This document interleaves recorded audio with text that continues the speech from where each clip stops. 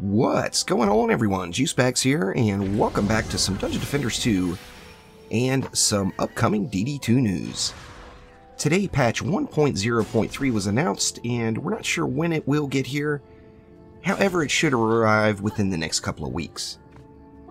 Now, patch 1.0.3 is going to bring lots of goodies, but first off, right out of the gates, for a limited time, anyone that logs in after the patch comes out is going to get the Beat the Heat bundle for free, which is going to include 4,000 Defender medals, a new exclusive Gatto pet, and then several cosmetic accessory items for the Squire.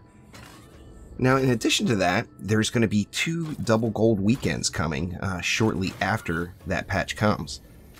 Now, for those that are unfamiliar with the weekend events, there's been several of them. There's been increased loot drops, double Defender medals. There's been all kinds of them, and they are awesome. And we're going to have 2 of them that's going to give us an opportunity to earn double gold throughout the weekend once those events start. Now, as a multi-platform player, I will tell you that the Xbox definitely needs some love, and excited to see some love is coming. So some more Xbox One crash fixes. Hopefully they get the Xbox One dialed in as soon as possible, because I know the Xbox has just brought a ton of new players into the DD2 community. And of course we want them to experience the game in a positive manner, and the more of these fixes that get put in, the better off we'll be. Now, in this patch there's also going to be loot drop updates. As most of you know, a lot of people have had problems getting loot throughout the Chaos tiers, just based on kind of the mysterious loot system and how it works. However, Trendy has confirmed that Chaos 4 through 7 is just too slow. So there's going to be an opportunity for us to get better items more frequently in those Chaos tiers. Plus, there's also the super rare chance of finding a super drop for an item that's going to be substantially more powerful than what you're currently wearing. Now, they did say that this is not a blanket fix, and they do know that there's issues, and it's just a step that they want to take in the right direction, but there will be more changes to the loot system incoming in the future.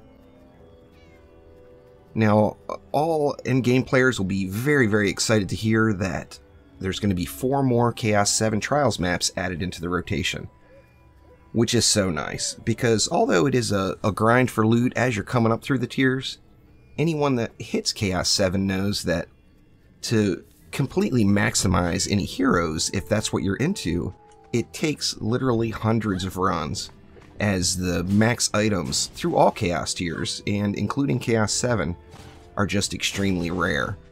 Now, when you're going through this grind, doing these maps over and over again, having those same 4 was just kind of grueling.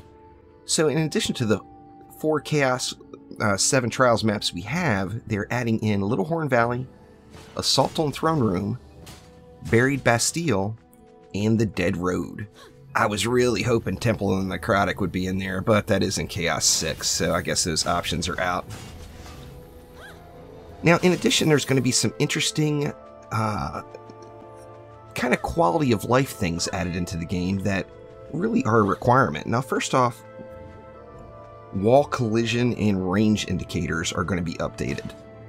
So we all know it's a little bit, especially once the Lady Orcs hit in Chaos 4, we always wonder exactly if our walls are going to cover the area.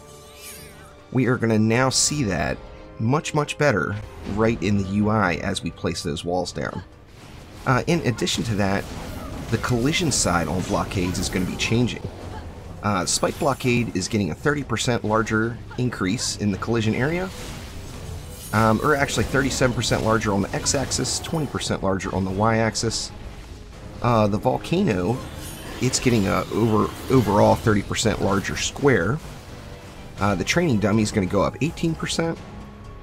Arcane Barrier, we know that those are a little bit slender, and they're increasing by 66% on the x-axis. Maul of the Earth Drake is going to go up 25%. The Viper's Fang is going to go up 11% on both the X and Y axis, so its entire box is going to be enlarged. and the Colossus collision volume is going up 33% on its y-axis. So our walls are going to be a little bit wider and able to provide a little bit more coverage. Now, in addition to the wall collision, the range indicator update itself is also going to help us out with, say, trap range, which currently, when you inspect a trap and you see the range there, that is the trigger range and not the explosion range. So there will be two separate decals, one that shows the trigger radius and then the other that shows the actual damage range and the explosion radius. There's going to be some mini-map improvements coming to the game, which are going to help out in various ways. I think this is going to be a big addition, especially on the console, where the mini-map is a little bit tougher to see. And then there's going to be balance changes, so quite a few. Most of the fixed target towers, cannonballs, harpies, earth shatters, etc. will see a substantial increase in their overall DPS. They say this is a straight stat boost to the towers, to try to make them competitive with defenses that can hit multiple targets. Of course, right now, single target towers and those projectile towers are not used quite as frequently, just because of the power of some of the AoE defenses. Now, in addition to that, some of the really slow defenses, like Earth Shatters and Lightning Strikes, are going to be getting an improvement to their attack rate. We're not sure exactly what this will be. Of course, we know those things hit like an absolute truck, so they can't make them attack too quickly. However, they will be attacking more quickly, so that will be pretty darn awesome. There's going to be some bug fixes in the mix. We all know that the shard swapping issues with the EV2 are currently still in the game, and those will be removed.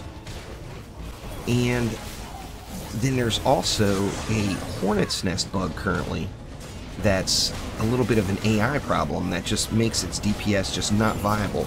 That's going to be fixed as well. Now, the Shatter combo is going to be changing. As we know right now, a frozen enemy that's hit with crushing damage will be shattered and insta-killed. It actually isn't designed this way, and the smaller mobs are still going to get insta-killed. However, the larger mobs are not going to be one-shot.